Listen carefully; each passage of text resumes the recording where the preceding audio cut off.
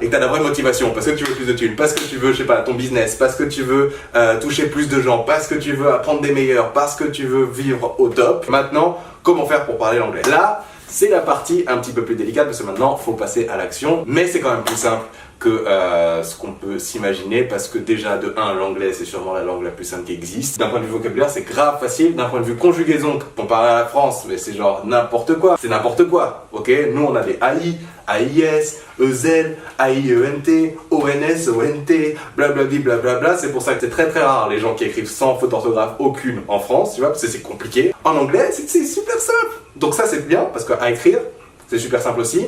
À parler, ça va, on aura forcément un peu ton accent Frenchy, etc., etc. Surtout si tu ne travailles pas forcément beaucoup et tout, mais c'est pas la fin du monde parce que l'idée c'est déjà de pouvoir le comprendre en fait. Le parler c'est un autre délire, mais déjà le comprendre c'est la première étape parce que le parler vient de là. Et donc du coup, mes méthodes pour apprendre l'anglais, la façon la plus simple et la façon la plus rapide et la façon la plus efficace, de façon à ce que d'ici quelques mois à peine, tu puisses déjà parler anglais, tu puisses comprendre tout ce qu'on te raconte, etc., etc. Alors, il y a plusieurs choses. La première, c'est qu'il faut comprendre qu'il faut être en immersion totale. A priori, si tu regardes cette vidéo, c'est que tu es dans un pays francophone. Donc autour de toi, les gens parlent pas anglais. La meilleure façon d'apprendre l'anglais, c'est on te fout dans un pays anglophone, personne parle français, donc tu es obligé de te démerder. L'idée, c'est de recréer ça, mais ici. Ok, donc le premier moyen d'être en immersion totale, ça va être la musique. Tout ça, c'est la partie la plus simple. Tout le monde écoute de la musique. Donc prends la musique que t'aimes.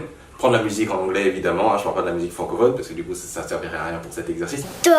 Mais la musique anglaise que t'aimes, et essaie de comprendre toutes les paroles. Va décrypter toutes les paroles. Prends tes chansons préférées. Va sur des sites. Tu as des sites, tu peux avoir les paroles de la chanson et la traduction en français. Tu vas pouvoir voir, ok, qu'est-ce qu'il raconte ici. Plus t'en fais, plus les résultats seront rapides.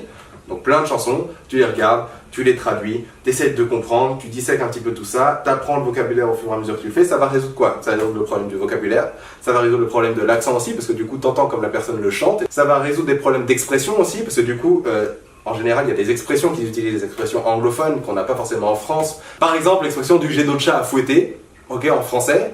En anglais, c'est I got the fish to fry. Un truc comme ça, genre c'est genre j'ai d'autres poissons à frire.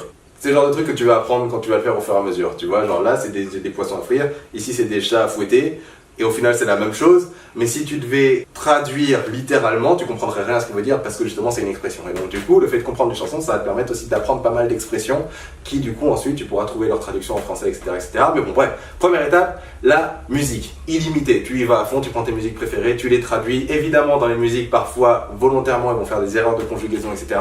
On s'en fout, c'est pas grave parce que de toutes les façons c'est comme ça qu'ils parlent. Là l'idée c'est pas de devenir un prof d'anglais, l'idée c'est de parler anglais, de comprendre l'anglais tel qu'ils le prononcent, tel qu'ils le parlent eux. Deuxièmement, les films c'est une bête d'idée, tu prends tes films préférés et tu les fous en version anglophone. Tu peux commencer avec les sous-titres français si tu veux, mais sois pas perdu dans les sous-titres à lire, ok, non, essaye concentre-toi sur la voix, concentre-toi sur les paroles, concentre-toi sur l'audio. Un film d'1 heure, ça te prendra une semaine à le voir, mais c'est pas grave, tu vois, genre vraiment pose chaque truc, essaie de comprendre, ok, donc comment il a dit ça comme ça, comment il a dit ça comme ça, comment il a dit ça comme ça, et c'est une bonne idée du coup, tes films préférés, genre un film que tu connais par cœur, d'abord avec les sous-titres en français, ensuite avec les sous-titres en anglais, ok, donc ça t'apprend le vocabulaire encore plus, ça t'apprend l'accent aussi évidemment encore plus, et au fur et à mesure, tu vas pouvoir carrément enlever les sous-titres, et juste écouter le truc, parce que tu sais exactement ce qu'il dit, au fur et à mesure que tu vas t'y mettre, tu vas pouvoir vraiment entendre chaque mot qu'il prononce, parce que les prononciations vont être différentes entre chaque acteur, entre chaque accent, entre chaque ceci, entre chaque cela, mais au moins ton oreille va commencer à se faire à l'anglais, va commencer à entendre les mots, et à partir du moment où tu entends les mots, si tu as le vocabulaire, boum, terminé, tu vois, donc c'est en gros une combinaison de j'entends les mots, je connais les mots, et donc du coup, je sais ce qu'ils racontent. YouTube aussi, évidemment, même si les sous-titres en général, c'est des sous-titres automatiques, donc c'est pas top, tu vois, mais au moins sur YouTube, tu peux aussi avoir ça, juste pour te faire à l'anglais en fait, même si tu comprends pas, juste au moins le fait d'être immergé dans l'anglais en fait. Tu t'en fous de comprendre ou pas comprendre, juste t'en écoutes tout le temps, ton oreille va s'y faire, et au fur et à mesure que ton vocabulaire va s'enrichir, comme je te disais, tu vas finir par comprendre en fait ce que tu écoutes. Et l'idée c'est que t'as plus besoin vraiment de comprendre les conjugaisons, t'as pas besoin de te prendre la tête à apprendre les verbes irréguliers, ce genre de trucs, tout ça on s'en tape en fait, parce que tu vas juste apprendre à parler en parlant en fait, pas en apprenant de la théorie, juste en pratiquant. Après, si tu veux mettre des mots sur ok, alors ça c'est du futur, ah ça c'est du passé, ah ça c'est de l'imparfait, ah ça c'est ceci, c'est cela, très bien, mais en soi on s'en tape, parle, et si t'es compris tant mieux, si t'entends ce qu'il te raconte encore mieux, tu vois, enfin c'est sûr, ouais, t'as compris, mais voilà, en gros c'est tout ce qui compte, vraiment. Un autre truc qui va être super cool aussi, ça va être justement de te servir des réseaux sociaux pour apprendre l'anglais, tu vois, parce que sur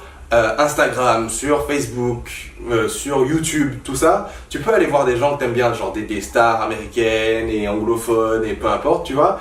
Et à l'intérieur de ces réseaux sociaux-là, il y a plein de gens qui commentent et donc du coup tu peux répondre à leurs commentaires, commencer à engager un petit peu avec ces gens-là, tu vas commencer à pouvoir te faire des amis anglophones et le fait de parler avec eux en anglais et te forcer à parler avec eux en anglais, si tu veux, ça va encore une fois ancrer le truc, ancrer le vocabulaire. Si le mec te dit un truc que tu comprends pas, tu peux lui dire aussi « Ah mec, I don't understand » et les mecs ils seront contents de t'apprendre parce que tu peux aussi trouver des gens qui disent « Ok, tu y vas en mode « Hey mec, tu parles anglais ?» Je parle français, est-ce que ça te dit, genre tu m'apprends l'anglais, je t'apprends le français, donc du coup tu peux te retrouver comme ça avec quelques personnes avec lesquelles tu discutes et tu converses en anglais, d'autres en échange tu pourras converser en français avec eux, tu vois, etc. Genre je sais pas, vous pouvez vous faire des sessions, vous pouvez vous appeler, c'est encore mieux, ça si tu peux appeler quelqu'un et discuter avec lui, genre FaceTime ou quoi, tu vois, lui ou elle hein, d'ailleurs, FaceTime, etc., vous parlez un petit peu, franchement ça défonce parce que ça te permet encore une fois d'être dans le délire de l'immersion, l'immersion, c'est super important. Et le dernier tip, ce qui est pour moi le plus gros, réfléchir en anglais, ok? Réfléchir en anglais. Tout ce que tu te dis dans ta tête, tu te parles tout le temps. Dans ta tête, ça.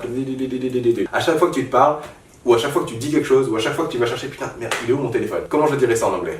Where quoi? Where is my, comment on dit phone? Phone, téléphone, phone. Where is my phone? Oh, where is my phone? Toutes tes idées, t'essaies de les traduire. Si t'arrives pas à les traduire, Google Traduction. Donc littéralement, c'est comme si tu étais dans un autre pays parce que tout ce que tu écoutes c'est de l'anglais, tout ce que tu lis c'est de l'anglais, tout ce que tu fais c'est en anglais, même quand tu réfléchis en anglais, tout est en anglais. Comment tu veux pas progresser si c'est comme ça, tu vois? Et tu vas voir que d'ici 3 mois, je te garantis, tu comprends tout l'anglais que t'entends. Genre, c'est garanti, si t'es à ce point-là immergé dans le truc, t'as pas besoin de prendre des années pour apprendre une langue en fait, tu vois?